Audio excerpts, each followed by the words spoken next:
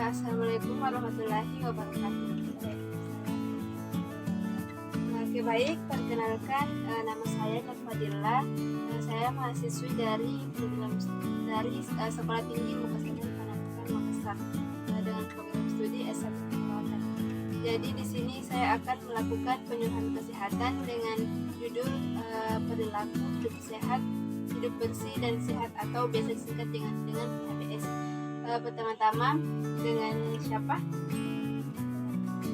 Bisa minta waktunya kurang lebih 10 menit ke depan. Oke, langsung saja saya mulai. Jadi yang pertama yaitu apa sih itu perilaku hidup bersih dan sehat atau PHBS sendiri. Jadi PHBS bisa kita lihat di sini. PHBS adalah semua perilaku kesehatan yang dilakukan atas kesadaran sehingga anggota keluarga atau keluarga kita dapat menolong dirinya sendiri di bidang kesehatan dan mampu berperan aktif dalam kegiatan-kegiatan kesehatan di masyarakat. Kemudian PHBS itu jumlahnya banyak sekali, bahkan bisa sampai ratusan. Misalnya mengenai tentang gizi, mulai dari makanan yang beraneka ragam, minum tablet tambah darah, mengkonsumsi garam bermedium, memberi bayi dan balita kapsul vitamin A. Kemudian tentang kesehatan lingkungan itu sendiri seperti membuang sampah pada tempatnya, membersihkan lingkungan. Kemudian setiap rumah tangga dianjurkan untuk melaksanakan semua perilaku kesehatan. Selanjutnya yaitu tujuan dari gerakan PHBS. Jadi tujuan ada di sini ada tujuan utama dari gerakan PHBS ini yaitu mampu meningkatkan kualitas kesehatan melalui proses penyadaran yang menjadi awal dari kontribusi individu-individu dalam menjalani perilaku kehidupan sehari-hari yang bersih dan sehat. Kemudian manfaat PHBS yang paling utama adalah terciptanya masyarakat yang sadar kesehatan dan memiliki bekal pengetahuan dan kesadaran untuk menjalani perilaku hidup yang menjaga kebersihan dan memenuhi standar kesehatan. Oke, selanjutnya terdapat beberapa tatanan PHBS yang sudah saya tampilkan di sini. Kita bisa lihat sendiri. Jadi saya menuliskan di sini, menampilkan di sini 5 tatanan PHBS yang dapat menjadi simpul-simpul untuk memulai proses penyadaran tentang perilaku hidup sehat, bersih dan sehat.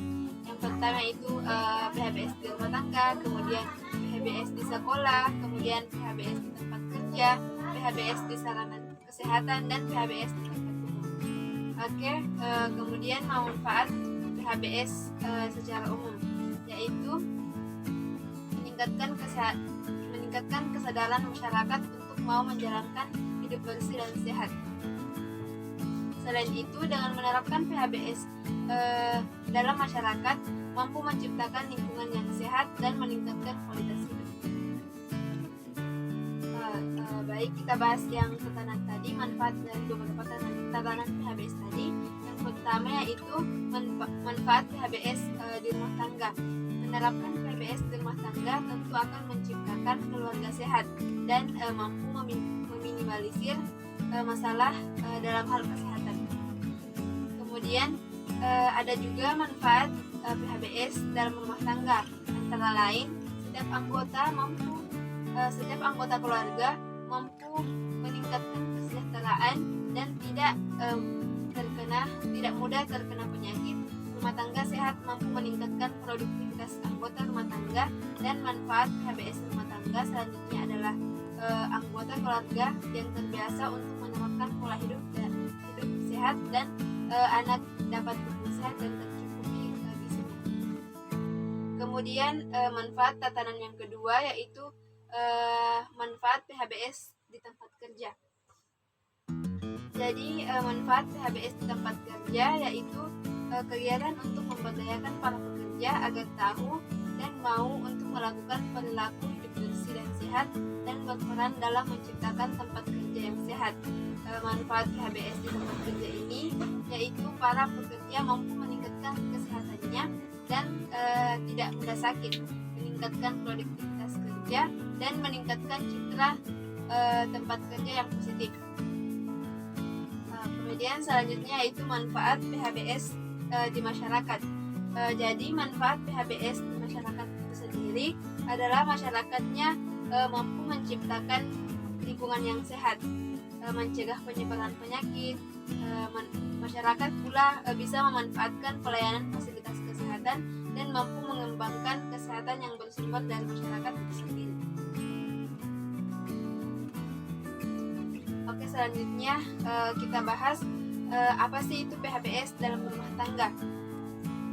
Rumah tangga yang sehat adalah rumah tangga yang melakukan 10 perilaku hidup bersih dan sehat di rumah tangga, yaitu yang pertama, persalinan ditolong oleh tenaga kesehatan, kemudian memberi bayi ASI eksklusif, kemudian menimbang bayi dan balita atau dalam hal contohnya seperti imunisasi, kemudian menggunakan air yang bersih, mencuci tangan dengan air bersih dan menggunakan sabun, memberantas jentik yang ada di rumah, makan buah dan sayur setiap hari, melakukan aktivitas fisik setiap hari, dan anggota keluarga yang ada di rumah kita itu tidak merokok di dalam rumah.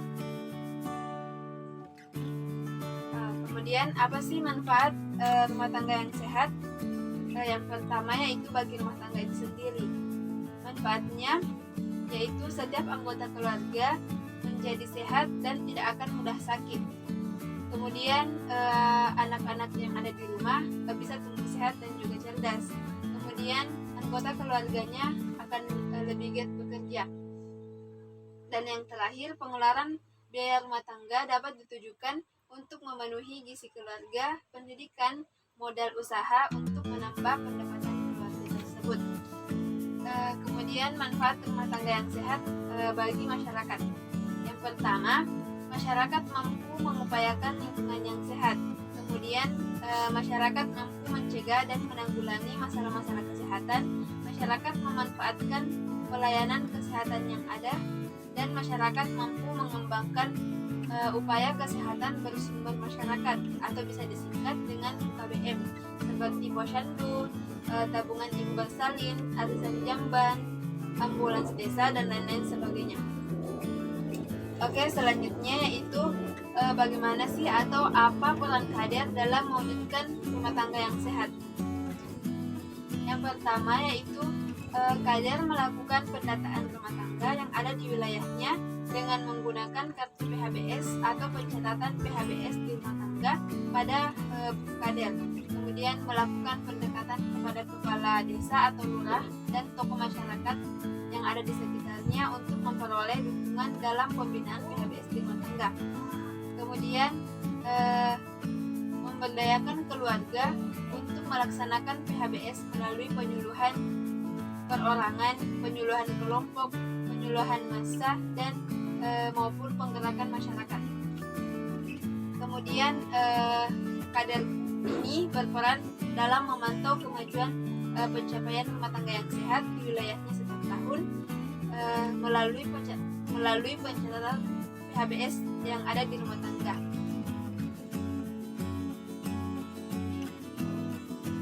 Kemudian peran kader dalam pembinaan PHBS untuk kesehatan ibu dan anak dan gizi yang ada atau di rumah tangga.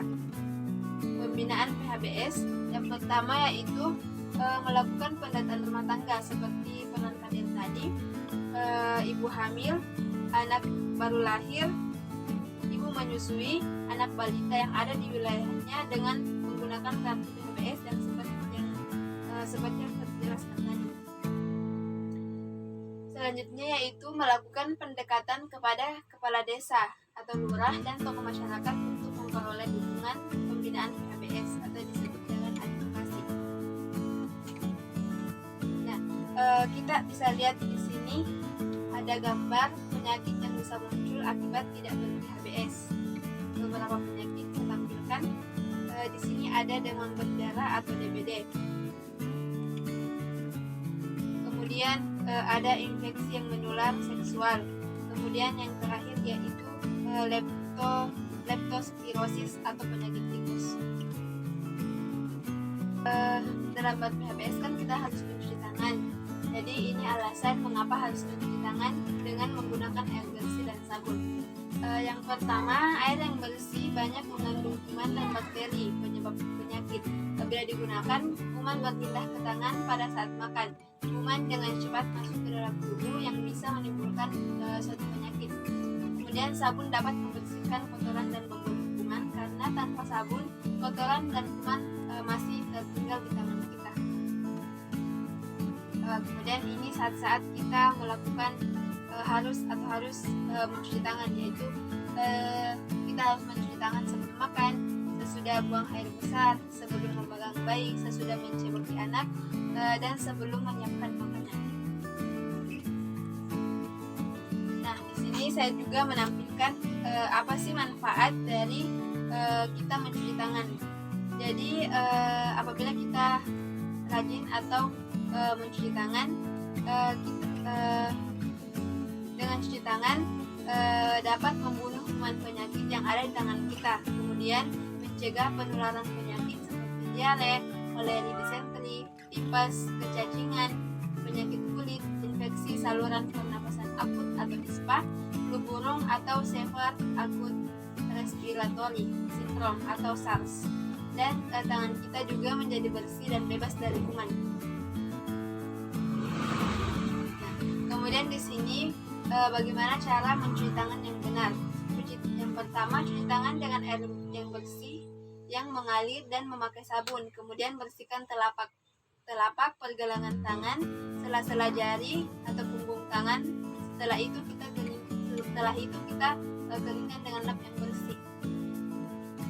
Oke, mungkin itu saja yang penyuluhan saya yang bisa saya sampaikan. Sampai di sini, apakah ada yang ingin ditanyakan? Apa saja ciri-ciri dari rumah sehat? Oke, baik, terima kasih atas pertanyaannya. Saya izin menjawab pertanyaan kakak tadi. Jadi ciri-ciri dari rumah sehat. Ciri-ciri dari rumah sehat. Iya.